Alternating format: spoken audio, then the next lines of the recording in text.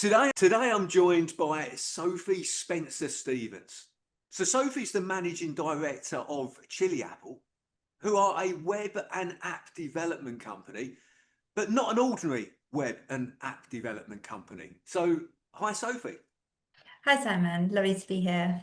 Yeah, look, thank you for joining us. So Sophie, for anyone who doesn't know Chilliapple, how would you describe what you do, who you do it for, and what makes you different? Yeah, absolutely.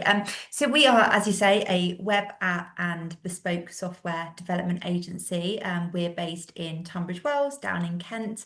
And I guess what makes us different is probably the makeup of the agency, our whole ethos. So we were founded around 17 years ago now by two guys called Nick and Lokesh. And basically they founded Chilliapple on the premise of delivering high quality web development work, but at a reasonable price. Nick, who was our founder in the UK, headed up the UK team for many years. And in the UK, we've got all of our client-facing teams. So anyone from project management, design, SEO, all the way through to client services, sales, marketing, that sort of thing. And then out in Delhi, headed up by our other founder, Lokesh, we have got all of our development teams. We've got a really big development team out in Delhi. And I guess what makes us different is everyone works for Chilliapple. We're not outsourcing to India or anything like that, which I think is quite a common misconception. Everyone works as part of Chilliapple.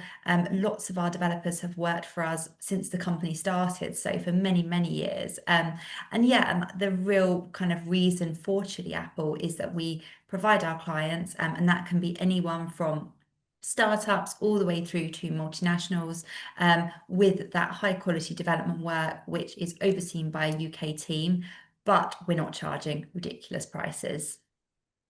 Brilliant. Okay, look, thank you for explaining that. And yeah, it's interesting to know how it evolved and what it's become to today, because it's grown into a sort of a substantial company. And Sophie, like, you've recently stepped up to the MD role at Chilliapple, sort of following a period of growth and also, as I understand, the partnership with Smarter Capital as well.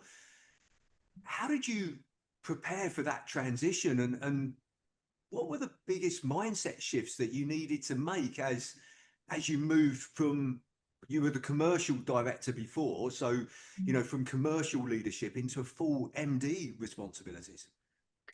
Yeah, it's definitely been a learning curve. I will say that. So I started at Chilliapple just over 2 years ago, as you say, as commercial director.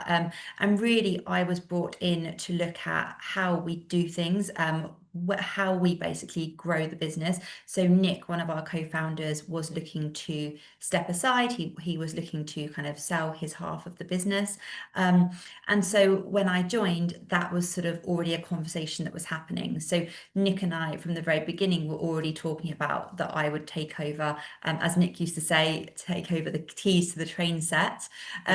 So that I was kind of preparing for that. I would say the first year that I was at Chilliapple was really all around reassessing what we did, and really making some changes. So in the first year, we grew the revenue by 30%, which then put Nick in a really good position to make that exit from the business. Smarter Capital came in earlier this year, and that's when I made the step up to managing director. To be honest, for all intents and purposes, for the last kind of few months before that, I'd already been sort of preparing for the role, and had been managing the UK team. But yeah, then kind of moved from more of a sales focus into the running of the UK side of the business. So taking on the client services role as well. And look, as a business and leadership coach, I often talk about the tension between doing and leading. And from what I've seen, you've driven sort of the commercial growth, and you mentioned it there, that in the first year, what did you say, 30% growth was it in 30%, that? yeah. And now you're steering that broader strategic view. Mm-hmm. How do you protect time for strategy as the leader when the day-to-day demands keep pressing in? Yeah, I would say that's probably one of my biggest challenges, is actually Well, the fact that I already had a job, I then took on Nick's job. So I basically had two jobs. And then I'm also looking at how we grow, where do we go from here? Obviously, Smarter Capital have come on board and they want to scale the business. Understandably, they've got really big ambitions, which is amazing. So that is another part of my job now, is looking at where do we go from here? So where is that additional growth? So we've done 30%, which is great, but actually now we've hit that kind of £1 million in revenue. How do we really scale that and go to kind of multi-millions? So yeah, I would say that is definitely my biggest challenge. And it's something that it is always ongoing. I think having to juggle, and I think for me, it's about prioritizing. I think I like to get into the office pretty early in the morning, and there's a few of us because obviously with Delhi being between 4.5 and 5.5 hours behind, sorry, ahead of us, actually getting in at sort of 7:30, 7:45 in the morning means that I've then got a bit of time before the rest of the UK team start. That's a really good time to catch up on things, and just making sure that I'm kind of prioritizing what I need to do each day. A lot of my days are also booked out with calls, and actually having to find the time around that to then prioritize. I'm really lucky. I've got a really good leadership team around me. Lokesh and I work together really closely as well. So that definitely helps. So it's very much a team effort. It's definitely not just me deciding what we're going to be doing. It's very much a team contribution. But yeah, for me, it's about prioritizing. I also like to get out on time. I'm not someone who works until midnight for sure. I'm definitely an early bird. So having that kind of like, I want to get out of the office, get to the gym. If I need to log on later on, that's absolutely fine. But I think it's just about having that kind of, what's the word? Sort of, I've always been someone who's quite focused. I don't waste time. I've always been very efficient. And I think it's just about being efficient with your time, really. Yeah, there was sort of a number of things that stood out to me there, Sophie, that you sort of said prioritize. Yeah, look, we can't always do everything, so we have to prioritize the most important things first. You've obviously got your structure that you sort of said, well, I get in at this time and I make sure I leave on time. You also mentioned going to the gym there. I get, is that your sort of way of switching off? Is that your sort of from the day-to-day work, going to the gym and having a workout? Yeah, definitely. Yeah, that's definitely a non-negotiable every day that I can, for sure. Yeah, yeah, and I think we all need that. Is that that ability to switch off from work and that and yeah. So there were some really sort of key things that you mentioned there, and I think discipline is something else that sort of came through. And you mentioned with actually you know with the growth of the business and also prioritization. So with those strong growth ambitions, how do you prioritize what part of the business to scale first? For example, is it increasing new acquisition, or is it deepening existing client relationships, building your own, IP, or investing in team capability? I mean, there's so many different things to prioritize. How do you do Mhm. that? Yeah, definitely. So one of the things we did when Smart Capital came on board in the first few months, we had a big 2-day workshop basically where we looked at, and I think this is one of the difficulties that we had with Chilliapple is we do so many different things because we've got such a large scale team in Delhi. It does mean that we're not just limited to e-commerce. We can also do mobile apps. We can also do bespoke development. And what we looked at then is, okay, what do we do? Where is the money coming from? And where actually has the potential for growth? Because that's the other thing. I think e-commerce has always been our bread and butter. It's always been something that's always ticked over every single month with people on sort of retainers with us. But it's a really competitive area, and it's not something that is growing for us. And it is also something that if I look at, okay, how many e-commerce leads are we getting in? How many are we converting? It's nowhere near what we're converting on, say, the bespoke side, for example. So what we basically did was we looked at all of those different things that we do, which one is profitable. And actually one of the things that we offer is the ability for another business to hire out our developers. So it might be, for example, they've got a skills gap, there's a particular technology they haven't got a developer for. They might just need to scale up their team for sort of 3 months but they don't want to hire someone for that period. So what we can do is hire out our developers on quite a flexible basis, and basically they just become part of the other business's team. So for us, that's a really profitable revenue stream because there's very limited amount of involvement for our side. There's no project management. There's a very limited amount of account management. So actually, a majority of our costs come from running the UK side of the business. So actually, if we can reduce those costs, that makes sense. So that's where our priority is at the moment. We've had a bit of a turbulent few months, I would say. My focus since kind of June, July time really has been getting the business back on an even keel. And then the plan is from January, that's when we'll really launch that sort of new outreach sales strategy, and really focus on that dedicated development side of the business. Yeah, okay. No, thank you for sharing that. And in terms of like, let's focus on, you for a second here. What failures or almost failures have shaped you most as who you are? And it could be, perhaps something that you tried that didn't work out, and how did you pivot or learn from that?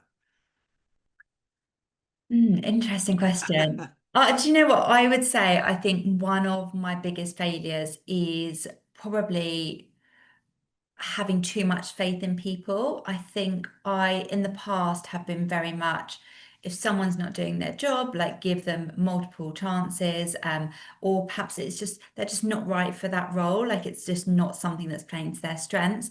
And I think my biggest failure has probably been not moving that person on quickly enough. I think it's definitely something that I've learned. Don't try to mold someone into a role that they're not right for. And also, if they're not right for the business, I think in the past we've had people in the business who haven't had that kind of common belief, that common desire to want the business to succeed. And actually, they become negative, they become toxic to the rest of the team. So I think that would be something that I've learned definitely over the last 6 months to a year is if someone's not right, move on, find someone who is a better fit for that role, because I think it ends up just costing you time and money. And I think that would be something that I've learned is to trust my gut. If someone's not right, let's move on, because it probably doesn't feel right for them either. I think, yeah, look, you're absolutely right. That's the key thing, isn't it? If it's not feeling right for you, as you say, it's probably not right for them, and actually they would be better off in a different role, or even in a different organisation if it's not the right cultural fit or anything like that. And actually, there's three letters that I read in a book, How to Be a Great Boss, and the three letters they use are GWC. Does the person get what the role is? So that's the G. Do they get what the role is and what it requires, what they've got ownership for? The W is, do they want it? Once they get what the role is, do they actually want that role? Because it might be that they actually don't want that. And then the C is, do they have the capability of doing it? And the thing is, if they get it and want it, then the capabilities can generally be nurtured and trained and those sort of things, which is where, you were sort of saying, yeah, give them time to learn and develop themselves. But they can only do that if they get it and want it. They don't Yeah. get it and want it, then they're not going to ever build up those capabilities of actually doing it. So, yeah, look, thank you for sharing that. That's a great sort of share. And Sophie, what if you had a magic wand right now? What problem would you solve in the business right now? Oh, I think it would be time. I think I would give all of us more time. I think we've made some readjustments to the team recently. We've got a really strong team in place now. We've got some amazing people in the business that are doing a really good job. If I could replicate them and have two of them, that would be amazing. I think that is definitely something that we struggled with. Obviously, we're quite a small business. In the UK, there's only 7 of us, so it is pretty small. And I think even though we're quite an established business, it does have that kind of startup mentality sometimes of people do need to get stuck in. You do need to be happy sometimes to pick up things that are not necessarily your job. And I think that's something that we kind of struggle with sometimes is we don't necessarily want to hire somebody else, and we don't necessarily have the budget to hire another person, but there is sometimes people are working more than they perhaps should do, that they're at capacity. We're asking quite a lot of them. And I think that's where I feel really supported by the team. I know they've got my back. I know that when push comes to shove, they will be there, and they will kind of do everything they can to help the business succeed. And I think that's also another learning, is everybody needs to believe in the business, and everyone needs to want it to succeed. So when I first started, there was no sort of commission scheme or anything like that. We had a bonus that was an annual bonus based on profit share, but it wasn't tangible. Nobody really knew how much money they were going to get at the end of the year. It was very much sort of a, well, in April, May time, we get a little bit of money, and we don't really know what it looks like. So one of the first things I did was introduce a quarterly commission scheme for everybody in the business, not just the salespeople, for account management, project management as well. That meant that they were really invested in the business succeeding, so that every month when we're talking about, right, we're this far away from target, everybody's got an incentive to help us reach that target, because they think, well, if the business succeeds, I also get a nice bit of commission as well. So for me, that's really important, that all of the team have something that they're working towards, and it is a common goal as well. So last year we had an incentive whereby when we hit our first £1 million in revenue, we would go away for the weekend, and everyone was really excited by that. We had a brilliant time. And I think that's really important as well, is making sure it's not just monetary, that actually there's an opportunity for the team to get together and celebrate as well. Yeah, I think that's a really important thing to highlight, isn't it? That everybody's got absolute clarity of what that vision is for the business. Where's the business going? Mm. And actually, that's a common goal. And that common goal has got to be above anybody's personal interests. Mm. So it's got to be more important than anybody just focusing on themselves. You know, if I use that in an example, if you use a football team, the winning of that football team needs to be more important than just one person scoring a goal. Mm-hmm. Yeah. Yeah, that one person has got to be prepared to pass it to somebody else if they're in a better position to score the goal. Mm-hmm. So that means the interests of the business or the team are more important than that person's, own whatever they want to achieve. But the second thing you mentioned there, which was really important, is an acronym that I use called WIIFM. What's in it for me? Mm-hmm. People will only contribute towards that vision, that goal, if they understand what's in it for them. Mm-hmm. And as you quite rightly highlighted down, yes, some of it might be financial, but not all of it. It's personal satisfaction, it's growth, it's career development, it's working on interesting projects, it's feeling respected, feeling needed. All of those things that people will then go, yeah, I want to be part of hitting that common goal, that vision. That's a great share. Thank you very much, Sophie, for bringing that out. And Sophie, there's one question that I always like to ask everybody that's kind enough to sort of join me on this discussion. And that's this: what advice would you give to an 18-year-old you?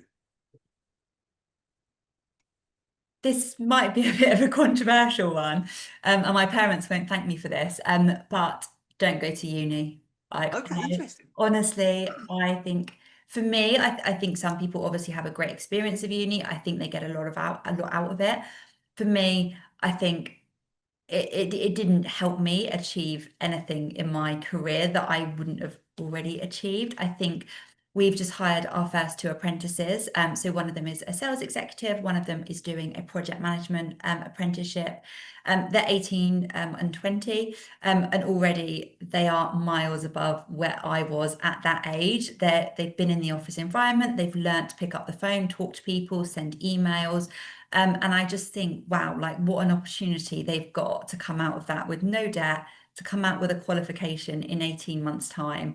And they're sort of 3 years ahead in the working world than where their kind of peers are, who have gone to university and are going to amass a huge amount of debt. I think obviously it depends what you're going to do. If you want to be a doctor, a dentist, all of those things, you need a degree and you need to go to university. But I think there's so many opportunities nowadays. And I think it's a real shame that they're not publicised enough. I think for me, I'm really passionate about empowering younger people and giving them those opportunities. And I know when we were advertising for our apprentices, we didn't have a huge amount of applications, like very, very minimal in comparison to what I was expecting. And I just think when I was at school, it was very much, if you didn't go to university, like what else are you going to do? Yeah. And I think, yeah, there's so many options out there. And I think for young people, just taking those opportunities, like travel, like anything that you're presented with, take it with both hands. I think if it's a mistake, you can always kind of change your mind. Like nothing is final, is it? So I think, yeah, for 18-year-old me, I would have said, don't go to university. But also, I think what I did well at sort of when I finished university was taking opportunities. I switched jobs quite a few times when I was younger, and I've got experience in lots of different areas, which I think has definitely paved the way for my career. You know, and as you say, it might be controversial, but I completely agree with you. I think, you know, I think university isn't for everyone. I think apprenticeships are a great way for every reason that you've sort of covered there. I think, you know, the job experience, you can still educate yourself. You don't have the massive amount of debt. So I completely agree with you that actually it's actually just looking at what's right for you. Mhm. Yeah, I think that's really important. So look, again, thank you for sharing that and saying I completely agree with you.